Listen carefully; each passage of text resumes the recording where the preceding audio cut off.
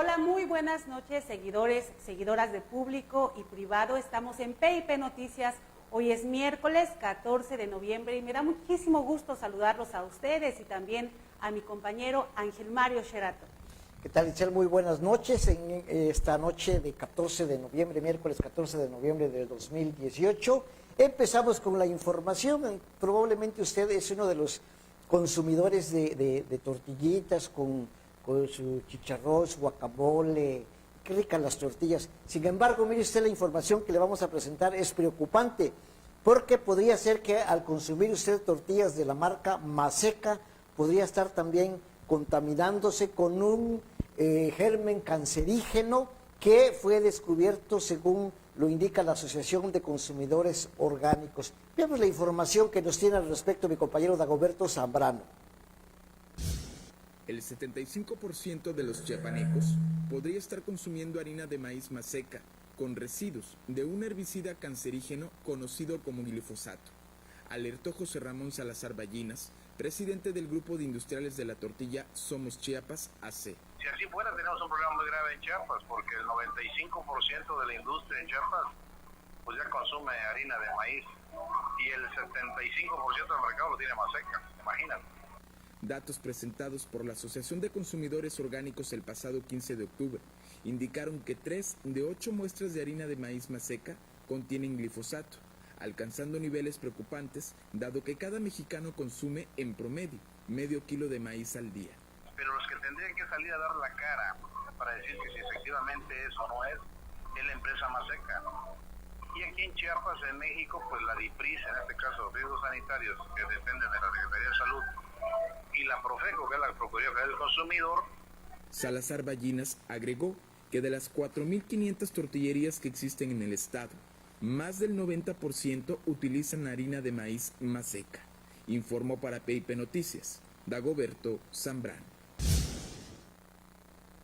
Le informamos también que hoy en la mañana diferentes organizaciones se pronunciaron a favor de que se despenalice el aborto en Chiapas y también de que se generen condiciones para que las mujeres que así lo desean realicen esta práctica de forma libre y segura. Al respecto vamos a ver lo que nos dice el reporte de Dagoberto Zambrano.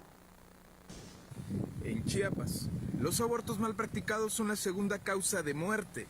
A la par, la entidad presenta el número de embarazos en adolescentes más alto del país, informó Karen Dien Limón Padilla, integrante de la campaña estatal por el derecho al aborto libre y seguro para las mujeres. Realmente que la sociedad deje de pensar que una mujer que aborta es una mala mujer que merece un castigo y que vean el aborto como un proceso más de las mujeres y un proceso que por el hecho de vivir en una sociedad donde hay mujeres ricas y mujeres pobres, mantenerlo prohibido genera que sean las mujeres pobres las que terminan en la cárcel o muertas.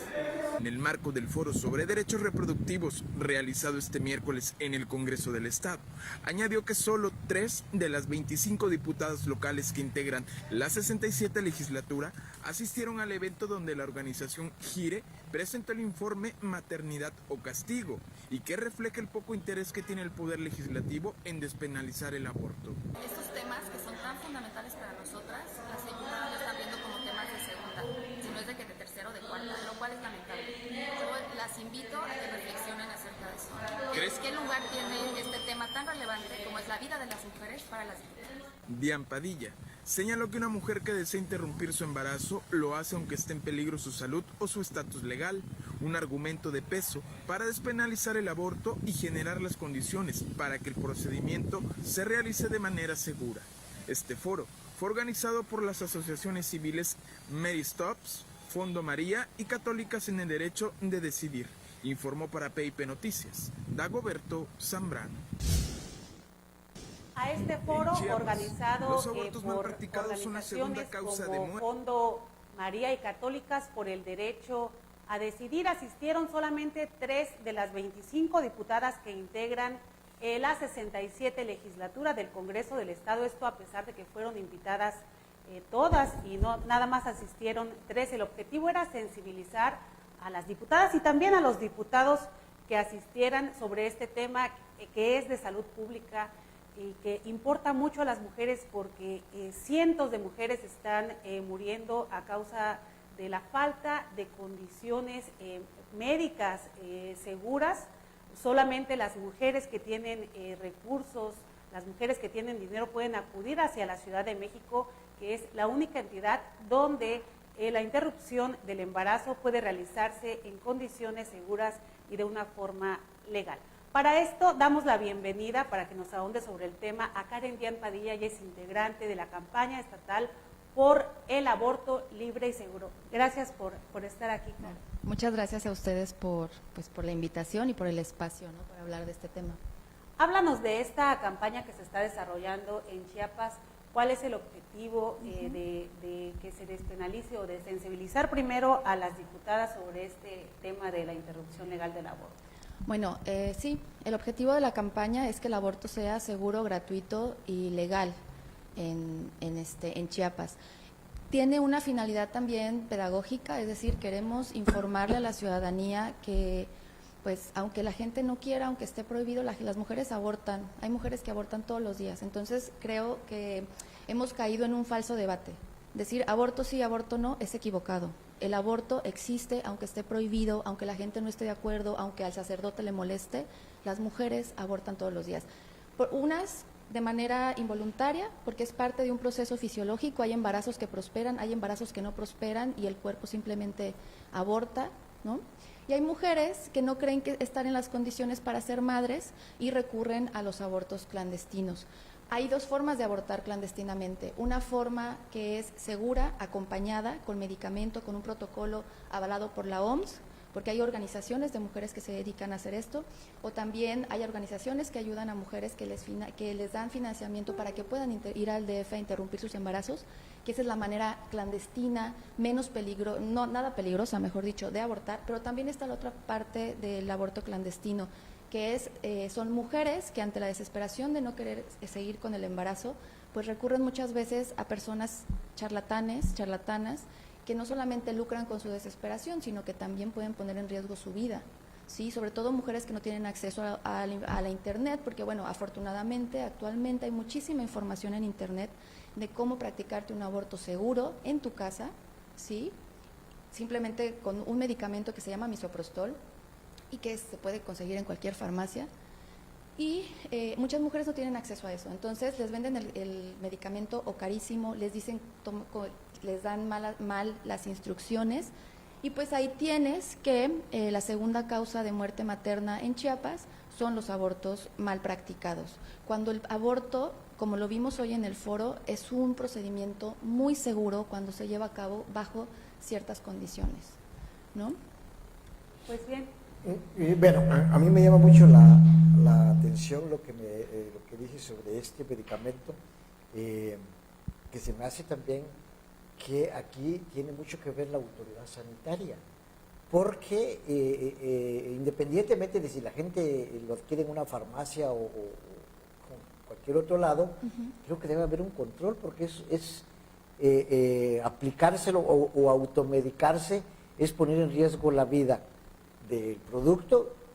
Pues el asunto es ese, la finalidad del misoprostol es abortar, ¿no? Entonces, pues obvio que no va a prosperar ese embarazo con el misoprostol. Ahora, es un medicamento súper seguro, nadie muere de una sobredosis de misoprostol, pero sí debe usarse, debe ser usado con toda la información que Hablemos se pueda, de ¿no? dos cuestiones, Karen. Una cosa es la despenalización del aborto y otra cosa es la legalización, que tiene que ver más con reglamentar las formas para que las mujeres accedan a estos servicios de salud y no tengan que recurrir a la clandestinidad, que este es el objetivo. Pero en Chiapas el Código Penal aún incluye el aborto, la interrupción del embarazo dentro de los tipos penales. Es un delito abortar en Chiapas, salvo 3 causales que tampoco prosperan mucho porque no hay un reglamento. Y no se respetan. Y no se respeta, no hay condiciones ni siquiera para que en esos 3 supuestos las mujeres puedan abortar de forma segura. Esto es cuando hay una malformación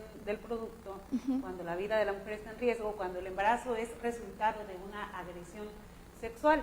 Háblanos de esta realidad que se vive en Chiapas, teniendo el aborto como delito y sobre estos supuestos, estas salvedades, y sobre la necesidad de la legalización, que entraríamos ya más a la reglamentación de la práctica. Pues más que nada es un derecho de las mujeres. El derecho a tener una maternidad elegida es un derecho. Es eso, es una, obligarte a parir o a seguir con un embarazo que no deseas es considerado tortura, ¿sí? Y como bien señalas, a pesar de que hay causales, el prejuicio social es tan grande que muchas veces los mismos servidores de servicios médicos, es decir, las enfermeras, los médicos, los enfermeros, son los primeros en criminalizar a las mujeres. Entonces, no importa que exista una norma 046 que te plantea que una mujer que llegue a un servicio médico con un embarazo producto de una violación debe ser inmediatamente atendida para una interrupción si así lo desea, aunque no haya puesto una denuncia, sí, porque se cree en su palabra. Y pues nos encontramos con que muchos servidores públicos, médicos, pues deciden que no. Entonces las revictimizan, las juzgan o incluso les dicen, no sabes qué, pues ve a denunciar, cuando la denuncia en este caso es opcional. ¿Por qué? Porque sabemos que denunciar un abuso sexual muchas veces también te vuelves o sea, no solamente sufres una violación a la hora de ser abusada sexualmente, muchas veces a la hora de ir a un ministerio público tus derechos vuelven a ser violados. ¿Por qué? Porque de nuevo vivimos una sociedad machista que convierte a las mujeres en culpables de todas sus desgracias, ¿no? O sea, si te abusaron de ti, ¿qué estabas haciendo ahí? ¿Por qué no te cuidaste? Y pues muchas mujeres deciden no denunciar, pero el hecho de que no denuncien no les quita el derecho a tener un aborto legal, ¿sí? En un hospital, cuidadas, cuando es producto de una violación. ¿Qué aspectos legales deberían tomarse en cuenta para que los legisladores aprueben la despenalización o la legalización del aborto? ¿Y cuál sería, desde el punto de vista de ustedes, desde su perspectiva, la cuestión jurídica que hay que atacar o que hay que privilegiar para que se alcance una legislación adecuada y que llegue a todos? Porque hay muchas leyes que sí se aprueban en el Congreso, pero para empezar nunca se no se instrumentan, claro. Y no sé, claro. Aquí debe haber dos reformas, una reforma al Código Penal y una reforma a la Ley de Salud, ¿no? En donde obviamente se saque el aborto deje de ser un tipo penal, ¿no? Se quite esa parte donde dice que comete el delito de aborto la mujer que, o sea, eso se omita completamente. Y luego está una reforma a la Ley de Salud, en la cual se diga que debe ser el Estado el encargado de darle a las mujeres las posibilidades de tener abortos seguros en hospitales. Pero también estamos hablando de que la despenalización debe ser también cultural y debe ser social. La gente debe dejar de estigmatizar a las mujeres que deciden interrumpir su embarazo. Una mujer que decide interrumpir un embarazo es una mujer que está siendo responsable de su vida. No es una mujer irresponsable, al contrario, es una mujer que está tomando una decisión sobre algo que le afecta de manera muy profunda, ¿no? Un embarazo no deseado implica cambiar por completo tu plan de vida. En general, nos podemos dar cuenta de que, sobre todo en países como México, sobre todo en un estado como Chiapas, la maternidad nos precariza. La maternidad nos coloca en una situación de vulnerabilidad, en la que, por desgracia, muchas mujeres no deberían tener que estar obligadas, ¿no? Es decir, la maternidad ya de por sí es un proceso muy, muy fuerte para las mujeres en todos los sentidos.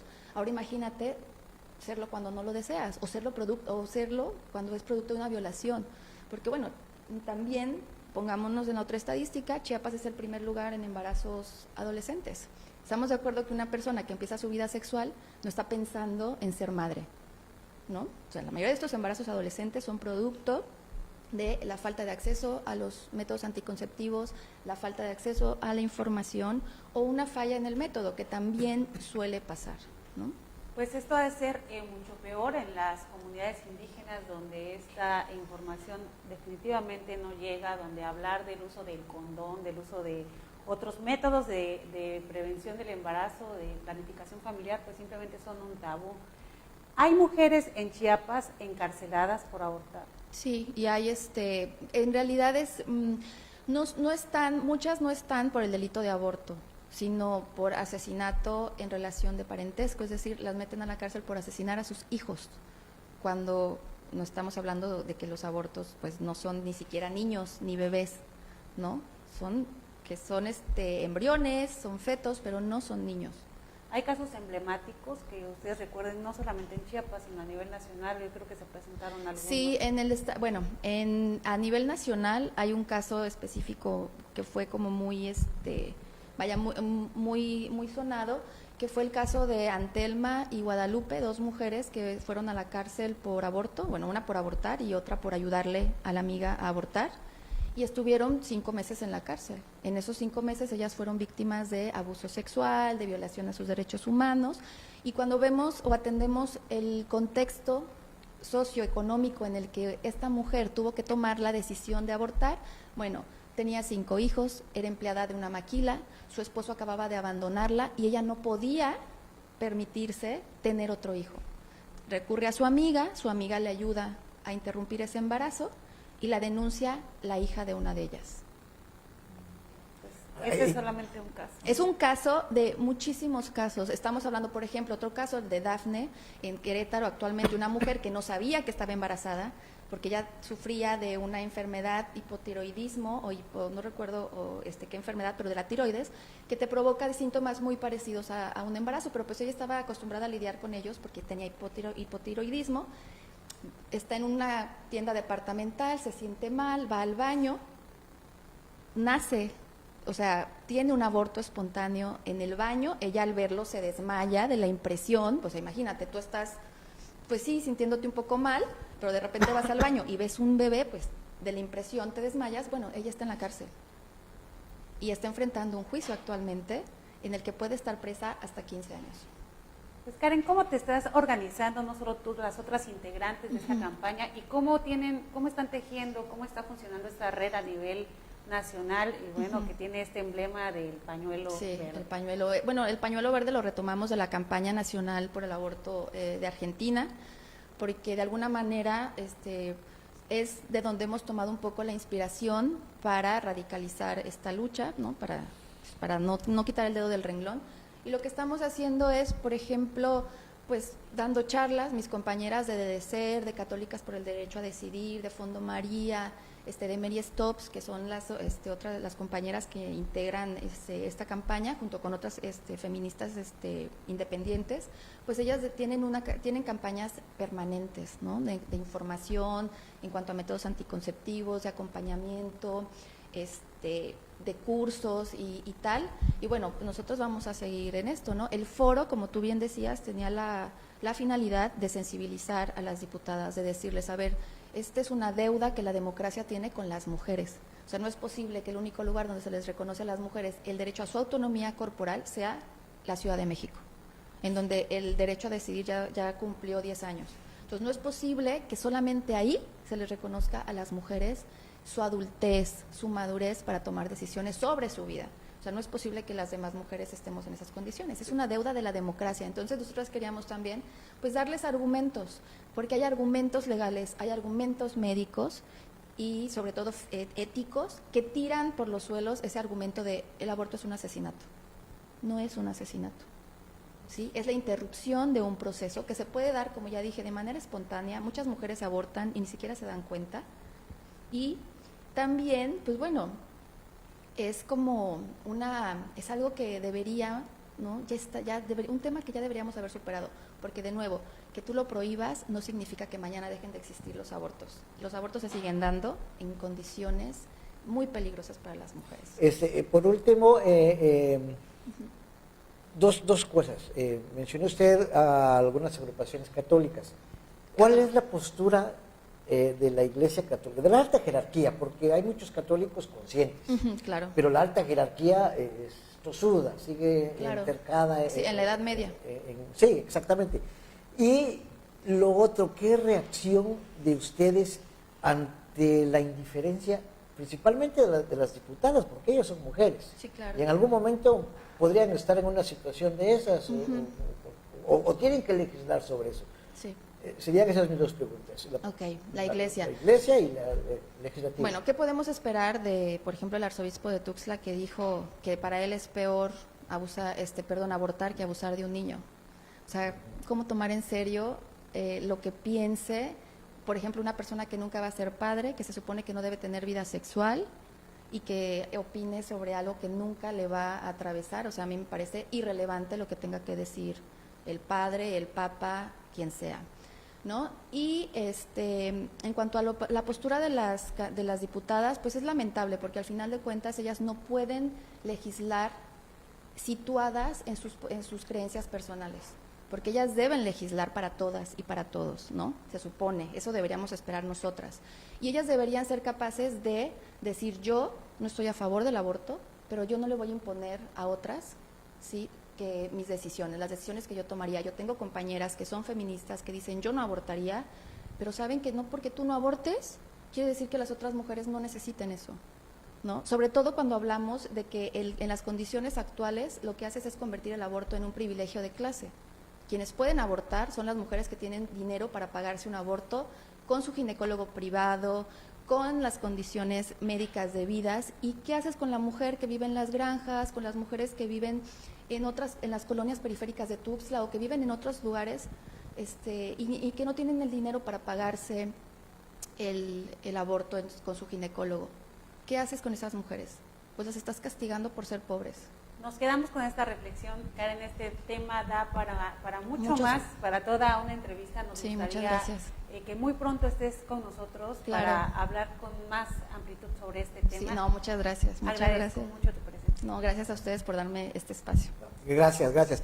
Bueno, déjenme contarle que hoy los periodistas Marijose Díaz Flores, Irma Ramírez y Víctor Manuel Cruz Roque se instalaron en plantón y en huelga de hambre frente al Palacio de Gobierno en demanda, primero, que les paguen pues ya casi 3 años de salarios caídos en el sistema de radio y televisión del estado de Chiapas, y segundo, pues que los reinstalen en el programa Plataforma Plural del que fueron cesados o censurados por parte de las autoridades de ese sistema, argumentando que estaban violando la veda electoral por las elecciones en 10 municipios, cosa que no pasó cuando fueron las elecciones ordinarias. Este grupo de compañeros, aunque algunas autoridades han dicho que los van a atender, pero hasta ahora no se ve nada claro, dijeron que van a mantener su demanda, su protesta, hasta que sean debidamente atendidos. Ahí don Manuelito, gobernador del estado, haga usted algo, se está yendo con la peor de las manchas, pero escuchemos lo que nos cuenta al respecto Esteban León Rodríguez.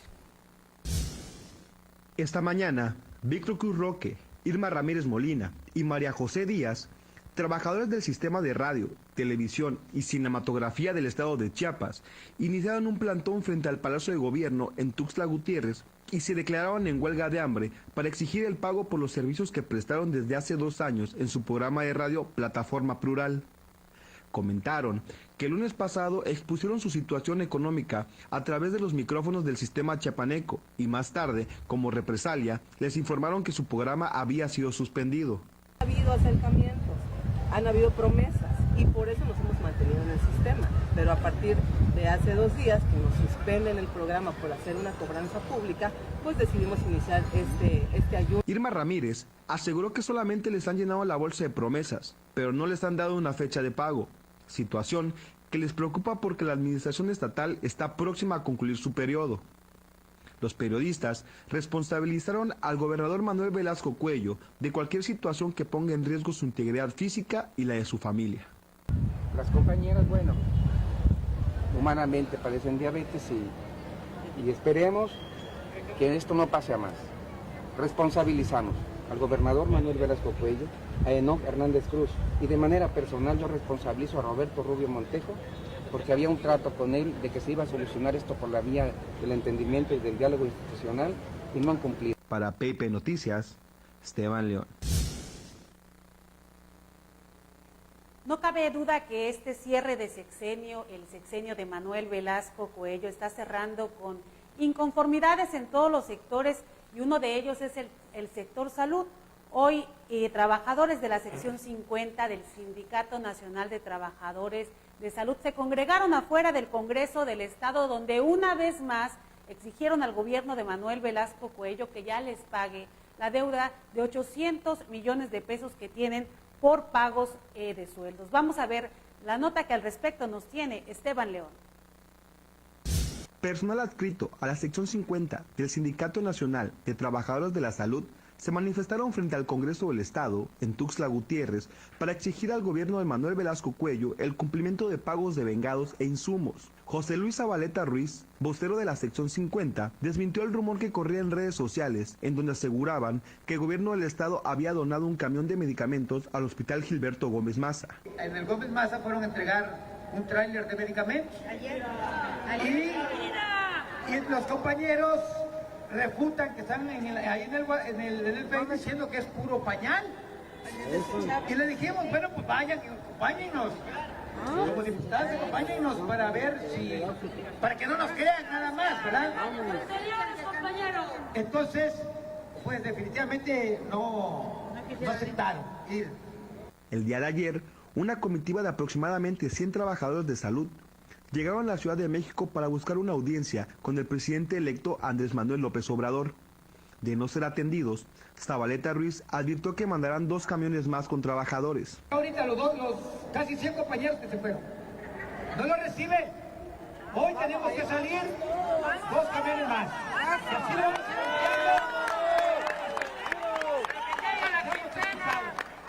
ir. María Elena Villatoro, presidenta de la Comisión de Salud del Congreso del Estado, le solicitó levantar el plantón que mantienen desde el pasado lunes, a las afueras del Hospital Rafael Paz Castro Gamboa. Ante esto, respondieron que no piensan hacerlo hasta que les aseguren el cumplimiento de todas sus exigencias, en las que está el pago de 883 millones de pesos. Para PP Noticias, Esteban León.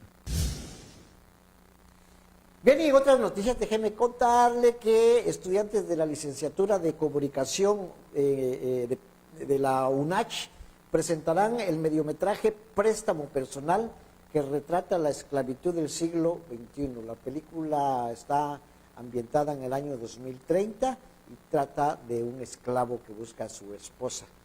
Escuchemos el reporte. Bajo la dirección de Daniel Cameras y Jorge Ramírez, Préstamo Personal es un mediometraje que relata la historia de un esclavo que emprende la búsqueda de su esposa, quien huyó con un grupo de rebeldes que prepara una revolución para liberarse de la opresión. Recreada en el año 2030, la cinta expone la crisis social y política surgida tras largos periodos de violencia, la apatía del pueblo y la pérdida de valores. Leo, el personaje principal interpretado por Jorge Luna, se convierte en esclavo de los efectos y circunstancias, pero también de la obsesión por encontrar una salida a su propia crisis. Préstamo Personal es un proyecto de estudiantes de la licenciatura en Comunicación de la Universidad Autónoma de Chiapas, mediante el cual se pretende llevar al escenario el resurgimiento de la esclavitud en pleno siglo XXI. Su estreno se tiene previsto para el próximo 22 de noviembre en la Sala Cinematográfica de Cinemex de Galerías Tuxtla y cuenta con el talento histriónico de Carlos Pérez, Daniel García y Alesa Cancín. No se pierda usted lo hecho por jóvenes chiapanecos. Para PIP Noticias, Ángel Mario Xerato. Ayer le informamos que la población desplazada del Ejido Puebla del municipio de Chenaló permanece en un criadero de pollos en San Cristóbal de las Casas, refugiados y huyendo de la violencia que se vive en su municipio. Recordemos que ellos estaban hace unos días en el Parque Central, pero bueno, el gobierno del estado los presionó y bueno, ellos accedieron a irse a este refugio temporal, a este criadero de pollos donde ellos aseguran que no tienen que comer. Son 54 familias y precisamente este equipo cinematográfico de la licenciatura en Comunicación de la UNACH están solicitando a ustedes, a la ciudadanía, víveres para poder apoyar a esta población desplazada. Ellos están reuniendo alimentos como arroz, frijol, aceite, sopas, huevo y café, botellas de agua, ropa en buen estado, cobijas, artículos de aseo personal, medicamentos y artículos para bebés, porque recordemos que entre estas familias hay más de 100 niños que están viviendo en condiciones deplorables. El centro de acopio, escuche bien, es en el domo de la Facultad de Humanidades de la UNACH y lo recibirán el viernes 16 de noviembre de 10 de la mañana a 7 de la noche. Ahí en la cafetería de la Facultad de Humanidades, donde está la carrera de comunicación, ahí van a recibir el apoyo que llevarán a esta población desplazada que necesita mucho de usted. Y bueno, vamos a la siguiente información. Le comentaba que este cierre de sexenio está por demás en crisis debido a las protestas que tienen diferentes sectores y uno de ellos también son los normalistas, en esta ocasión de la Escuela Normal Licenciado Manuel Larrainzar. Ellos aseguran que desde hace 7 meses el gobierno del estado no les ha pagado las becas que les debería corresponder por ley. Vamos a escuchar esta nota que nos preparó Dagoberto Zambrano. Estudiantes de la Escuela Normal Licenciado Manuel Larrainzar se manifestaron este miércoles frente al Palacio de Gobierno para pedir al gobernador del estado, Manuel Velasco Cuello, y al secretario de Educación, Eduardo Campos Martínez, el pago de 7 meses de beca.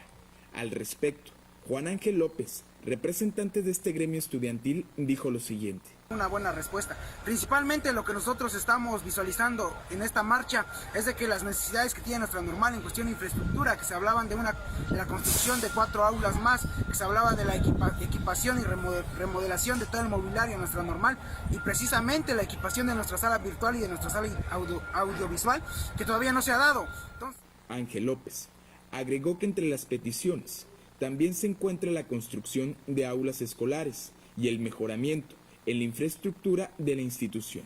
Sí, nosotros somos alrededor de 250 alumnos organizados en la escuela normal, que pues a ninguno se les ha dado su pago de becas, que se les adeuda desde hace 6-7 meses. Mensualmente aproximadamente. Mensualmente los compañeros se supone que deben de recibir un total de 1,000 a 1,500, dependiendo del semestre, va ascendiendo de acuerdo al semestre en el que están. Los estudiantes advirtieron que de no obtener alguna respuesta favorable, radicalizarán el movimiento hasta que el gobierno cumpla con los compromisos acordados. Informó para PIP Noticias, Dagoberto Zambrano. En otra información, déjeme que le cuente que el Instituto de Administración Pública del Estado de Chiapas, el IAP, entregará el Premio Nacional de Defensa de los Derechos Humanos Jorge Carpizo MacGregor, galardón que consiste en una medalla de oro y 100,000 pesos en honor al jurista mexicano que fue el primer presidente de la Comisión Nacional de los Derechos Humanos. Esto lo informó el presidente de ese organismo, Amador Rodríguez Lozano. Tras indicar que pronto se presentarán las bases de la convocatoria, Rodríguez Lozano dijo que entre las personas que conformarán el Consejo Evaluador están José Narro Robles, exrector de la UNAM y actual secretario de Salud Pública, y Luis Raúl González Pérez, también actual presidente de la Comisión Nacional de los Derechos Humanos. Y bueno, hay gran incertidumbre y preocupación respecto a lo que pasará cuando la caravana de migrantes provenientes de Honduras, El Salvador y otros países, pues respecto a lo que ocurrirá cuando lleguen a la frontera con Estados Unidos, esto porque ya el gobierno estadounidense informó que tienen preparados a casi 6,000 soldados para resguardar su frontera, para impedir que estas caravanas que provienen, ya le dije, principalmente de Honduras, El Salvador y Guatemala, lleguen hacia Estados Unidos. Vamos a escuchar el reporte. El secretario de la Defensa de Estados Unidos defendió este día el envío de tropas estadounidenses a la frontera con México, argumentando recomendaciones del Departamento de Seguridad Nacional de ese país ante la inminente llegada de miles de migrantes centroamericanos que actualmente siguen su travesía por México. Jim Mattis dijo que la militarización fronteriza es legal y justificada ante lo que consideró una invasión y calificó la movilización de tropas como un entrenamiento para la guerra. Adelantó que en los próximos 10 días al menos 5,800 soldados se apostarán en puntos estratégicos a lo largo de la frontera con México y advirtió que estos llevan la misión de contener a los migrantes centroamericanos y realizar tareas adicionales las cuales no especificó.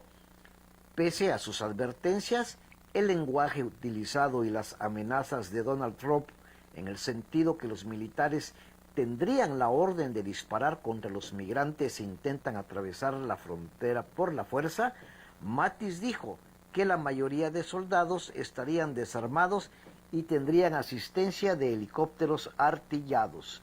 Para PIP Noticias, Ángel Mario Gerato. Pues ojalá el gobierno estadounidense no cumpla con esta promesa de pues enfrentar a las caravanas que avanzan por el territorio mexicano con este sueño de llegar a Estados Unidos, de poder buscar un sustento para sus familias debido a esta crisis económica, esta crisis humanitaria que viven en sus países de origen. Les damos las gracias por estar con nosotros en esta emisión de PIP Noticias. En especial agradecemos a Joel Cruz Velas, quien te manda saludos, Ángel Mario. Muchas gracias, Joel. También a David Ríos y a Luis Gustavo Gómez Aguilar. Muchas gracias a todos los que nos vieron en este miércoles 14 de noviembre. Es un gusto estar con ustedes, es un gusto darles las noticias más importantes de nuestro estado de Chiapas. Muchas gracias, buenas noches, esperamos vernos mañana a la misma hora en este mismo canal. Que descansen.